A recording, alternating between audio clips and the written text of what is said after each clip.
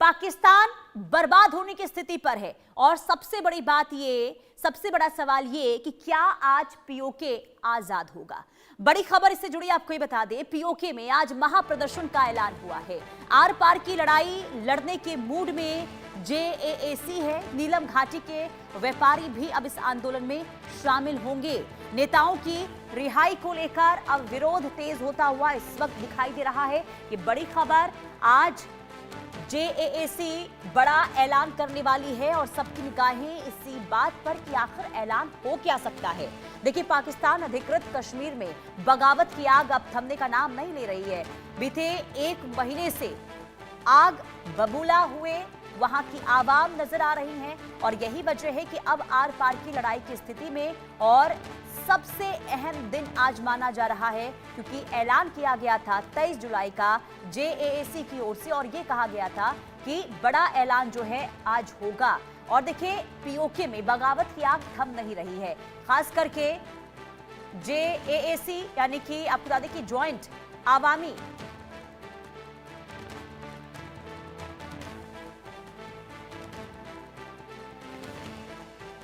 ये बड़ी खबर आपको बता रहे हैं। पीओके में आज महाप्रदर्शन का ऐलान हो रहा है और ऐसे में ज्वाइंट आवामी एक्शन के द्वारा, ज्वाइंट आवामी एक्शन कमेटी के द्वारा ये कहा जा रहा है कि आज जो है आर पार की लड़ाई होगी और प्रदर्शन का आह्वान किया गया है। और आज पूरे पीओके में बड़े प्रदर्शन की तैयारी जो है वो है। मुजफ्फराबाद से लेकर मीरपुर और नीलम घाटी तक व्यापारी, छात्र, वकील और आम नागरिक सड़कों पर उतरने की तैयारी में है। खास करके संगठन ने ये कहा कि आंदोलन का आज सबसे अहम दिन है और ऐसे में बड़े ऐलान के संकेत भी दिए गए हैं। इधर प्रदर्शनकारी नेताओं की रिहाई की मांग शुरू हो चुकी है। मानवाधिकारों की सुरक्षा और कथित फर्जी चुनावी प्रक्रिया के विरोध में आवाज बुलंद हो रही है। आपको बता दें कि जेएएसी का ये आरोप है कि पाकिस्तान की सत्ता और सुरक्षा एजेंसियों ने आंदोलन को दबाने के लिए बल प्रयोग किया है, जिसमें कई लोगों की जान गई है, दर्जनों लोग इसमें घायल हुए हैं। और संगठन ने यह साफ कहा है कि शहीदों के खून से कोई भी समझौता अब नहीं होगा, शांतिपूर्ण आंदोलन जारी रहेगा। उधर पाकिस्तान सरकार पर अंतर्राष्ट्रीय दबाव भी बढ़ रहा है और संयुक्त राष्ट्र मानवाधिकार उच्चायुक्त कार्यालय ने अभिव्यक्ति की स्वतंत्रता, शांतिपूर्ण प्रदर्शन, संगठन बनाने के अधिकारों के कथित उल्लंघन पर गंभीर चिंता जताई है।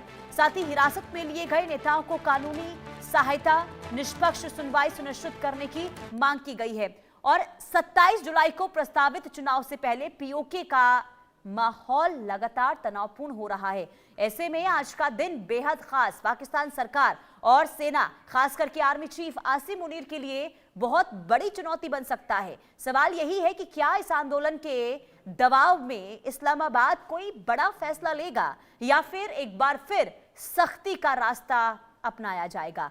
फिलहाल पूरे पीओके की नजर आज होने वाले प्रदर्शन और जेएएसी के संभावित बड़े ऐलान पर टिकी हुई है। सवाल यही है कि आज ज्वाइंट आवामी एक्शन कमेटी की ओर से क्या ऐलान किया जा सकता है। और यह कहा जा रहा है कि आज का दिन जो है काफी महत्वपूर्ण इसलिए है क्योंकि हो सकता है कि पीओके में जो है आजादी की मांग को लेकर कोई बड़ा कदम भी उठाया जाएगा।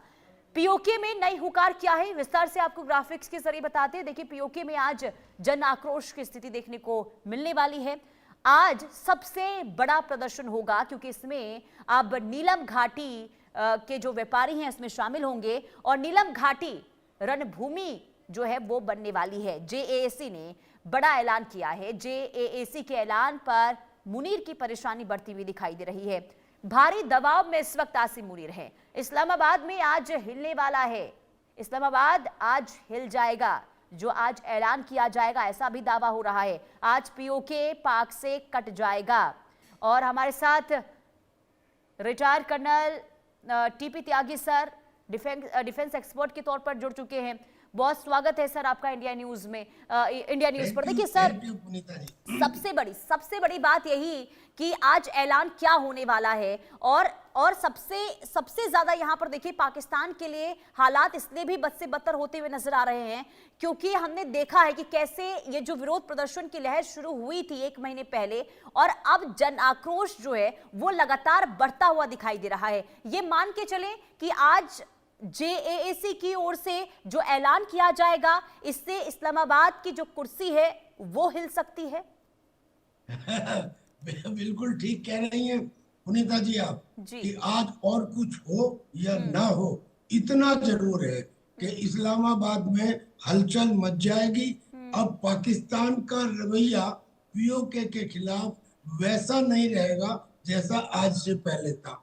इसके कारण यूं तो 5 जून यानी कि करीब 45 दिन पहले पाकिस्तान ऑक्युपाइड कश्मीर में प्रोटेस्ट शुरू हुए थे जॉइंट अवामी एक्शन कमेटी, जिसे हम जेएएसी कहते हैं, उसके द्वारा। और वो थे बेसिकली बिजली पानी के लिए, रोटी के लिए। लेकिन उसके बाद में एट्रोसिटी वाला चैप्टर जुड़ गया जब पाकिस्तान की आर्मी ने उन निहत्थे लोगों के ऊपर गोलियां चलाई और 28-30 लोग मारे गए। उसके बाद ये प्रोटेस्ट और तेज हो गई। और फिर उसके बाद एक वो टाइम आया जब पाकिस्तान के डिफेंस मिनिस्टर ख्वाजा आसिफ ने ये कह दिया कि मीरपुर और रावलकोट के जो लोग हैं वो तो कश्मीरी है ही नहीं, वो तो पहाड़ी बोलते हैं। तो ये उग्र और तेज हो गया। अभी एक दिन पहले ही मुजफ्फराबाद में शौकत नवाज मीर की रिहाई के लिए भी प्रोटेस्ट हुए हैं। 15 जुलाई को शुरू में इन्होंने मुजफ्फराबाद मार्च के लिए कहा था, लेकिन वो मार्च को उस समय स्थगित कर दिया गया क्योंकि पाकिस्तान की आर्मी ने, सरकार ने जेएसी के लोगों के साथ में वार्ता शुरू कर दी। और बीच में उन्होंने ये कह दिया कि साहब ये तो समझौता हो गया है। तो जेएसी को सामने आके कहना पड़ा कि कोई समझौता नहीं हुआ है, हाँ बातचीत चल रही है, आगे देखा जाएगा। लेकिन ये बातचीत को आगे बढ़ाने के लिए पाकिस्तान के जो पूर्व प्रधानमंत्री हैं राजा परवेज अशरफ, उनको यहाँ भेजा गया कि वो इनसे बातचीत करें। अब जो अब तक सिचुएशन थी, इस सिचुएशन में ही जेएसी ने ये ऐलान किया था कुछ दिन पहले कि हमारा 23 जुलाई को बड़ा प्रदर्शन होगा, ये सबसे बड़ा महत्वपूर्ण प्रदर्शन होगा और इस दिन हम एक घोषणा करेंगे। अब वो घोषणा क्या करेंगे वो तो उन्होंने नहीं बताया था, घोषणा तो वो शायद आज करेंगे। लेकिन इस दौरान कई और डायमेंशन ऐड हो गई हैं। पहली बात तो ये कि 27 जुलाई को वहां पे चुनाव है। अब 27 जुलाई को जो चुनाव होने हैं, पहले ये चुनाव जनरली एक ही दिन में खत्म हो जाते हैं। क्या वाकई में ऐसा लग रहा है कि चुनाव हो पाएगा वहां पर? नहीं, अब इसीलिए क्योंकि उनको ये खतरा है कि चुनाव नहीं हो पाएगा, तो पाकिस्तान ने इस चुनाव को पहली बार 3 हिस्सों में बांट दिया है। यानी कि 27 जुलाई से लेके 10 अगस्त तक ये 3 स्टेजेस में चुनाव होंगे ताकि छोटे एरिया को कंट्रोल किया जा सके। तो एक तो इसका ही विरोध शुरू हो गया। दूसरी बात, ये चूंकि चुनाव वहां होने हैं तो वहां पे बिलावल भुट्टो भी आ गए, वहां पे फजलुर रहमान भी आ गए, और अब तो नवाज शरीफ भी आ गए। और नवाज शरीफ ने आके ये कहा और ये बताया कि मैं प्राइम मिनिस्टर बनना चाहता हूँ पीओके का। यानी कि एक नई डायमेंशन ऐड हो गई उनके यहाँ पे आने की वजह से। अब इसमें एक तो ये डर कि चूंकि इन्होंने बजाय एक दिन के 3 दफे कर दिया इलेक्शन को 3 स्टेजेस में, तो उसमें वहां के लोग कह रहे हैं कि उसमें रिगिंग होगी। और दूसरे नवाज शरीफ के ये कहने से कि मैं यहाँ का प्राइम मिनिस्टर बनना चाहता हूँ, उससे जो वहाँ के लोकल लोग हैं उनको फिर दोबारा परेशानी। और वैसे वहाँ की असेंबली में कुल मिला के 53 सीट है। अब उन 53 सीट में से 12 सीट ऐसी हैं जो उन लोगों की है जो पीओके में नहीं रहते, यानी कि कश्मीर के विस्थापित लोगों की, जिन 12 सीटों को खत्म करने की मांग ये पीओके के लोग कर रहे थे, वो 12 सीट बदस्तूर ने सुप्रीम कोर्ट ने कह दिया कि केवल कॉन्स्टिट्यूशनल चेंज के बाद ये हो सकता है। और कॉन्स्टिट्यूशनल चेंज पे बिलावल भुट्टो ने ये कह दिया पीओके में आने के बाद कि हाँ ये बात हो सकती है, लेकिन गन पॉइंट के ऊपर लेकिन सर दो कॉन्स्टिट्यूशनल चीजें नहीं यहाँ होगा। पर सर सामने आ रही है, मैं आपसे समझना चाहूंगी, क्योंकि कहा यह भी जा रहा है जो 12 सीटें आप बता रहे हैं उसमें यह कहा जा रहा है कि 8 सीटों पर जो है बातचीत करने की कोशिश हो रही है। क्या वाकई में 8 सीटों पर मान जाएंगे क्या जो ये प्रदर्शन इस वक्त हो रहा है? क्या 8 सीटों पर सरकार मना पाने में कामयाब हो पाएगी? और दूसरा मेरा सवाल ये होगा, क्योंकि देखिए अब तक ये कोशिश हुई है सरकार की ओर से कि इन्हें किसी तरीके से, क्योंकि बातचीत हो रही है, ऐसा नहीं कि बातचीत नहीं हो रही है, लेकिन उन्हें बार बार घुमाया जा रहा है ताकि चुनाव वहां पर किया जा सके। तो ऐसे में क्या वाकई में 12 सीटों पर सहमति बन जाएगी? ऐसे भी क्या उम्मीद लगाई जा रही है? क्या ये प्रदर्शनकारी मान जाएंगे?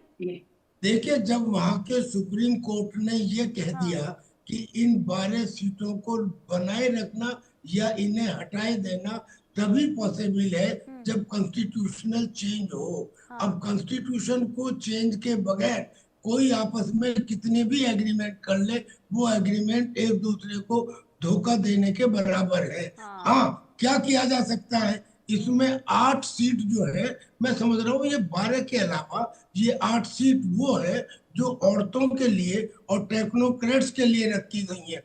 और ये सीट के बारे में शायद कोई डिस्कशन हो कि ये औरतें और टेक्नोक्रेट्स की जो सीट है ये पीओके के लोगों के कहने से दी जाए, शायद ये बात हो सकती है 8 सीट की। लेकिन कुछ भी हो, ये 8 का 7 करना या 8 का 9 करना बगैर कॉन्स्टिट्यूशन चेंज के नहीं हो सकता। यानी कि कोई कंप्रोमाइज ना तो 12 सीट पे हो सकता ना 8 पे हो सकता जब तक संविधान में चेंज ना हो, यानी कि इसमें समय लगेगा। हाँ, इतना जरूर है कि गारंटी दी जा सकती है, और वो पता नहीं पाकिस्तान गारंटी देगा या नहीं देगा। लेकिन कुछ चीजें हैं जो निकल के सामने आ रही हैं जो हिंदुस्तान के हिसाब से बड़ी इंपॉर्टेंट है। सबसे पहली तो ये कि पाकिस्तान जो आज तक यूनाइटेड नेशंस फोरम के ऊपर बार बार ये कहता रहा है कि साहब हिंदुस्तान में जो कश्मीर है उसमें मुसलमानों के ऊपर अत्याचार किए जा रहे हैं, उनको दोयम दर्जे का नागरिक माना जा रहा है, उनको सुविधाएं नहीं दी जा रही हैं।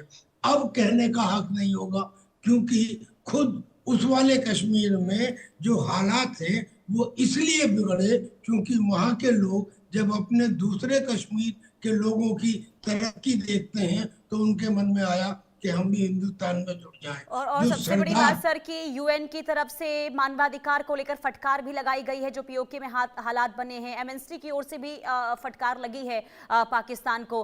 अब देखिए खुद के घर के अंदर हालात सही नहीं है, लेकिन नजर आज भी कश्मीर पर ही बनी हुई है पाकिस्तान की। सर माफी के साथ यहाँ पर रोकना चाहूंगी, समय फिलहाल इतनी की इजाजत देता है। बहुत शुक्रिया इंडिया न्यूज के साथ जुड़ने के लिए। आगे बढ़